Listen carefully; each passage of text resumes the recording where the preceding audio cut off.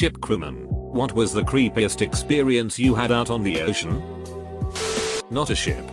But, you know in the movies the creaking sounds on a submarine from the pressure when going deep. The first time you hear them for real is a bit unnerving. Worked for a bit as a deckhand on fishing boats out of San Diego. A few times we would come across deserted smaller boats, pangas, drifting with outlandishly big motors. Every time the captain would just cut hard port or starboard to get away from them as quick as possible. I knew they were drug running boats that had probably dropped off their cargo. But I would check them out with the binoculars if we were close.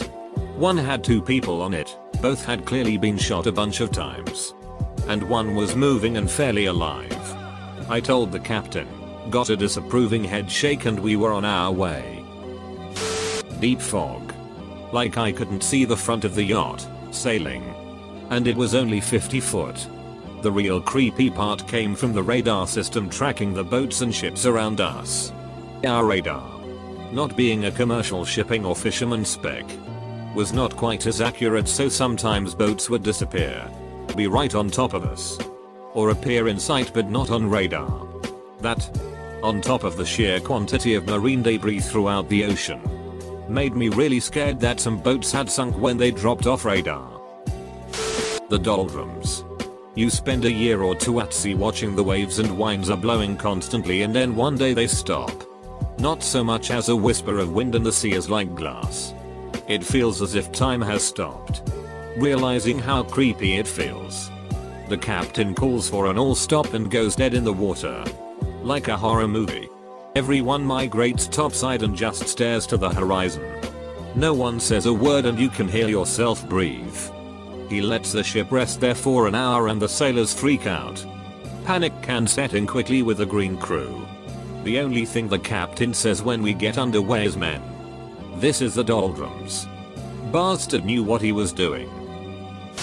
I got to see glowing algae on top of the ocean in the middle of the night, having a smoke on the upper decks after my watch on a warship. Surreal and extremely uncommon, but a memory I'll have for the rest of my life.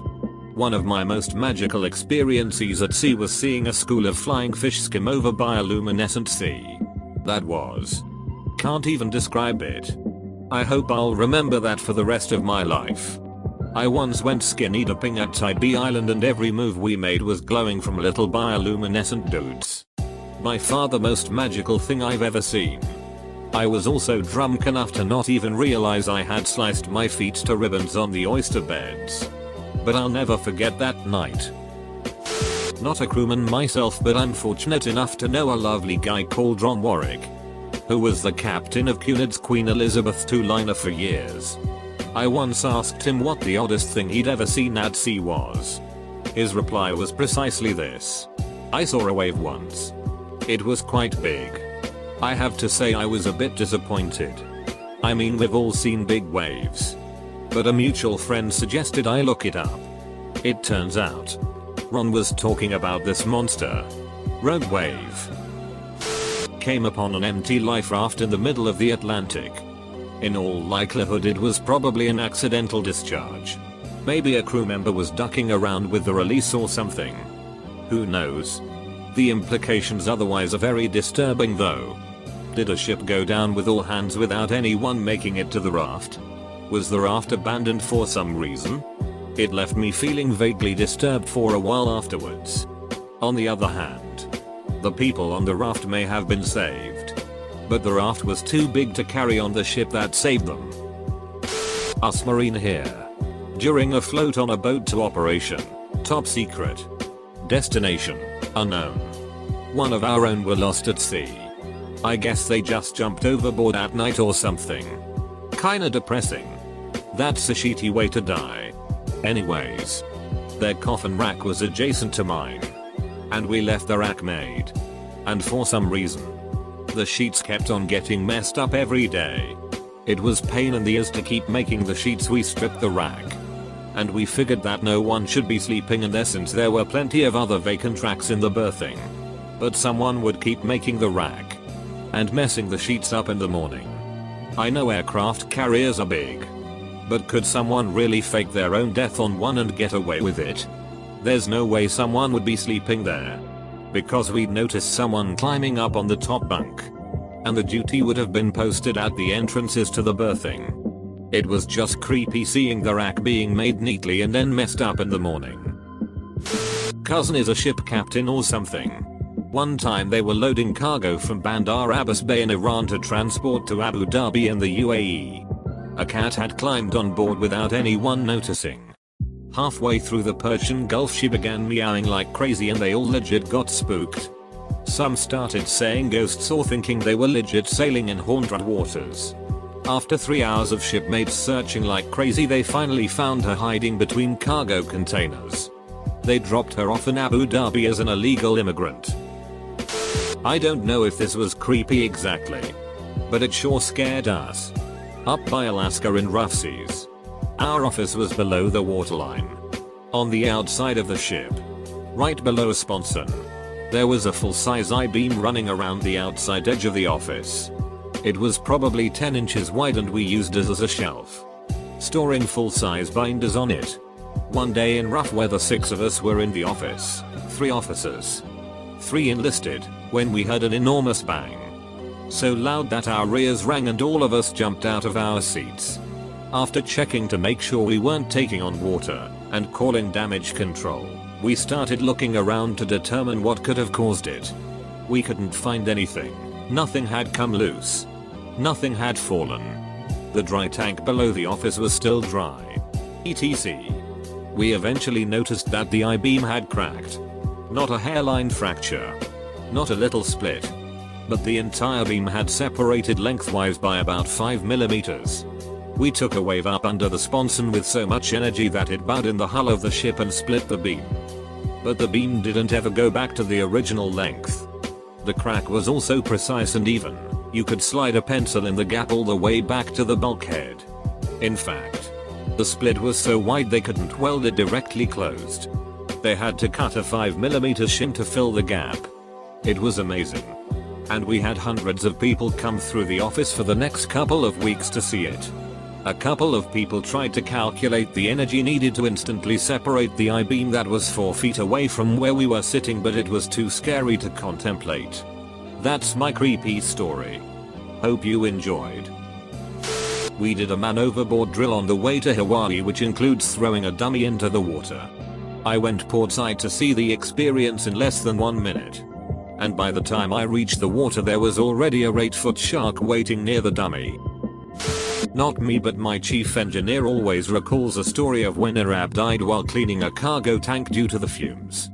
He said having lunch with him a few minutes prior to everyone running out on deck to see what the emergency was to only make it there as his lifeless body was dragged out the manhole was the eeriest feeling ever. They were well offshore as well, so their only option was to store his body in one of the walk-in coolers. They just strapped his body in a bedsheet and plopped him down on the floor, a bit no different than if he were the rack of ribbies they had thawing out made getting your milk in the morning for your cereal very difficult. My dad told me this story once. He spent a year fishing off the coast of Alaska. One night he and another boat were racing to get the last slip. The other would have to moor in the harbor for the night. That night there was a storm and the fish in the bottom of the boat moored in the harbor all slid to one side and capsized the boat. My dad woke up the next morning to find the entire boat's crew had drowned in their sleep. A friend, a captain, asked me to help deliver a sailboat from Ft. Lauderdale to Houston. I was a somewhat inexperienced sailor. Only sailed for fun a few times. Short trips. But he was able to get me $100 a day, so I said why not. I was between jobs. It was 3 of us. Me, my captain, who is a very experienced sailor, and the new owner of the ship. Once we got to Anna Maria Island on the west coast of Florida, we prepared for the longest haul of our trip. The first time we'll be away from the coast going through the Gulf of Mexico. We did a 4-hour shift. Then you'd get to sleep or do whatever for 8 hours until your next 4 hours. The eerie part for me was my shift. Alone. Pitch black darkness in the middle of the ocean. No moon out. You also have to avoid a lot small oil rigs. Some still active. Some not active. Some marked with lights. Some not. You'd hear explainable sounds etc. I don't know if it was just my head ducking with me, but that one overnight shift was pretty tense and scary for me. Towards the end of my shift we hit some pretty bad rain and rough seas. My captain took over. I went to bed. I get woken up a bit later to crazy rough seas. I go back on deck, and my captain and the owner of the ship just yell, "We have to turn back. We lost our GPS." Apparently the wind knocked it off the top of the mast and into the ocean. So there we are now. Rough seas. Pitch black and with no GPS. Luckily my captain is old school and knows how to sail with just a chart. So we made it back to Anna Maria and purchased a new GPS. The whole event was just surreal and I was definitely worried a few times. The rest of the trip was uneventful. The next nights had nice bright moons. Calm seas and that made it a little less eerie. Found a sailboat adrift after a storm in the Atlantic with nobody aboard. We decided to tow it to Florida. A couple of us went aboard to attach the line. There was a foot of water and tons of bondage porn floating around in it. Never found out who the owner was. Reported it in Key West and left it in the harbor. I was on a research vessel south of the Solomon Islands after a cyclone had torn the place to shreds.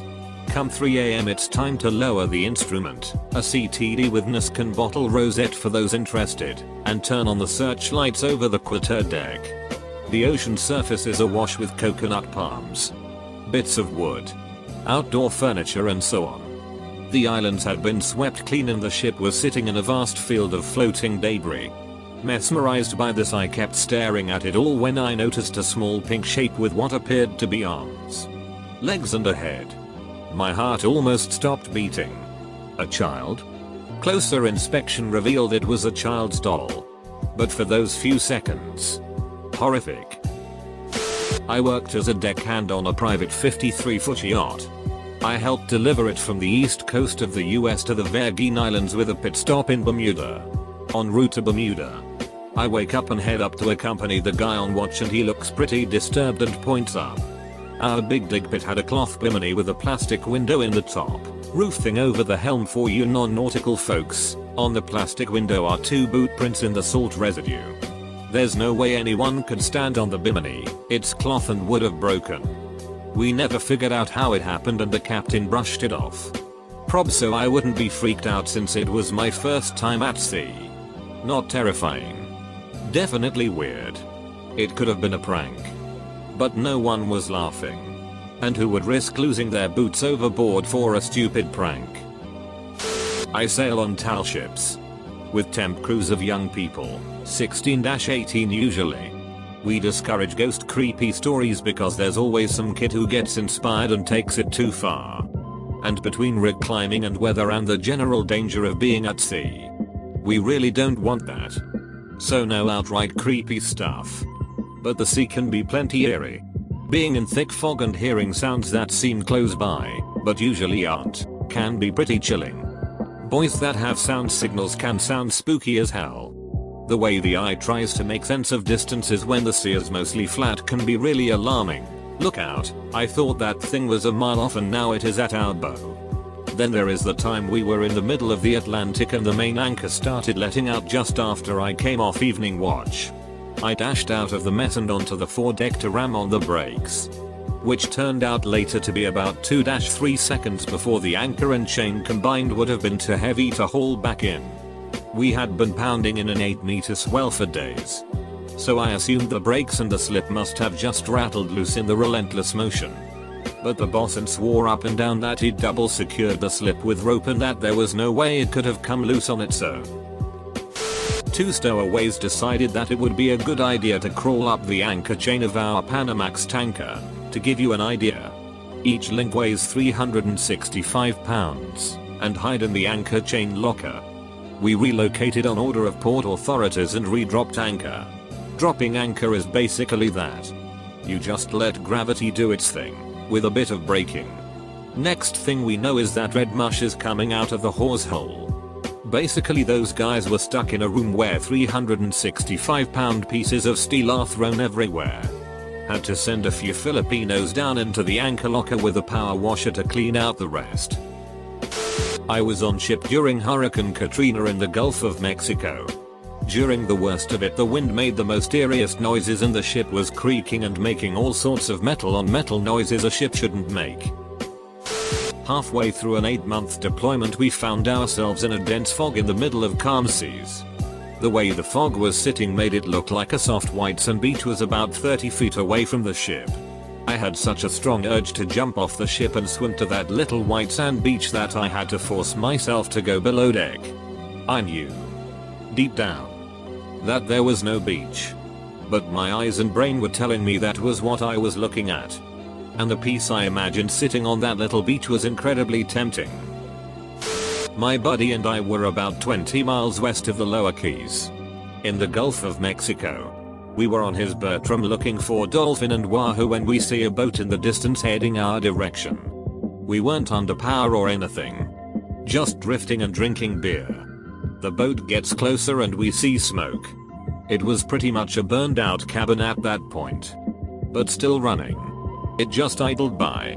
We yank our lines up and go run it down. Luckily no charred corpses, that I could see. I kick it into neutral with a gaff and we decided to see where it came from. On the way we reported its location to Coast Guard. We drove that general direction for probably 10 miles.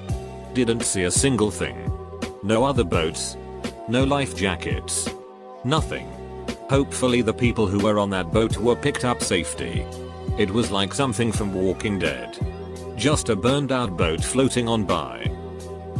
This was over 30 years ago. We were living aboard a 22 feet O'Day, our first boat. We pulled into a dock and were trying to sleep. We heard the crackling sound, almost like twigs burning. Was very concerning. I was trying to figure out what was wrong with my boat. Our neighbor didn't help. He said it was fiberglass worms. Apparently, this is some mollusk that attaches itself to the hull and clicks in some way that the hull picked up and amplified. We had a naval chief petty officer die of a heart attack while underway on board our sub. Since we were doing spec ops off the USSR coastline, we could not surface and come off station for 60 days. So, every time we had to go into the freezer to get food, there was the chief laying on the shelf with his eyes wide open and frozen. He was wrapped in a cling wrap material so you could see his face clearly. So, next time you open your freezer at night, just think of having to look at someone's face looking back at you. Had a friend go out night diving in Wellington Harbor. Turned around in the water and saw a monstrous great white swimming straight toward him. Turned his flash off. For some reason. I've spent about 9 years out at sea and there were a couple of things that stuck with me. The very worst was a colleague hanging himself overboard on purpose. Going next to a tornado off the coast of Taiwan and the massive waves around us. Hearing a PA from the captain to pick up a heavy tool and head onto the back of the ship next to the handrail, and it was not a drill. Turned out a ship that went past us in the opposite direction changed direction and started following us. Nothing came out of it. The very last one I remember was hearing a splash and start looking overboard to spot what fell in the water only to realize it's dolphins playing. Underway on the edge of Hurricane Irene. You could look down the P-way and see the whole ship twisting. Taking a fuel with another ship 1,000 yards behind us. The swells were so high that when they were up it would disappear. The fueler was taking on water on the forecastle. It was insanely tense and dangerous. I was on the fueling line and when we would rock together we'd take on about 20 yards of line. And when we'd rock apart we'd get dragged 30 feet down the deck. Not a fun time. Not my story but my grad advisor. He is a sailor and after getting into grad school, he took a year off to sail the world. He was in one of the last long legs. South Africa to Brazil. He accidentally turns off the auto nav thinking it was the stove. He was also the cook. Thinking oh shit, he quickly turns it back on and fries it. The following is a good 3 weeks of not knowing whether the captain or the only other sailor will go nuts and kill him in his sleep for ducking up. He bailed in Brazil and took a plane home. Small ship, looking down and seeing a black shadow under your ship that is easily twice the size. Also, looking around and seeing absolutely nothing but flat water. No cities. No trees. No hills. Not even lights in the distance. The quiet when nothing on your ship is running. If you don't have tinnitus, you will feel like you do. If you do have tinnitus, God help you. I worked on a cruise ship going from UK to Spain and back, cross-channel ferry really but quite big at 37,000 tons. 2,500 passengers. We had a turnaround of about 4 hours in Balboa, and at this time I worked in the restaurant, and after we had cleaned up they started hailing a passenger over the loudspeakers to disembark. I remember he had a slightly comical name like Passenger Peckham or Passenger Pickles or something. Then the managers came and told us to start searching our stations for him. Every bit of the ship was getting searched. And they kept hailing him and us searching right up until the outbound passengers started embarking. They even had us searching in little cupboards and in the fridges etc. Obviously Passenger Pickles had jumped off in the night into the cold Atlantic. So another time we were heading off at night during the winter gales, and about 5 hours offshore around midnight I finished my shift and headed off to a crafty little platform at the stern where I could toke my nightly reefer in peace, and I saw the massive bright ship's spotlights scanning slowly and methodically back and forth across the waves. I guessed this was for a jumper, and sitting there slightly baked I could imagine perhaps glimpsing a last sight of some poor doomed soul struggling in the chop and wake before disappearing off into the vast black expanse of the Atlantic. An office later confirmed the spotlights that night were for someone who had apparently jumped off a ship that had passed in the opposite direction.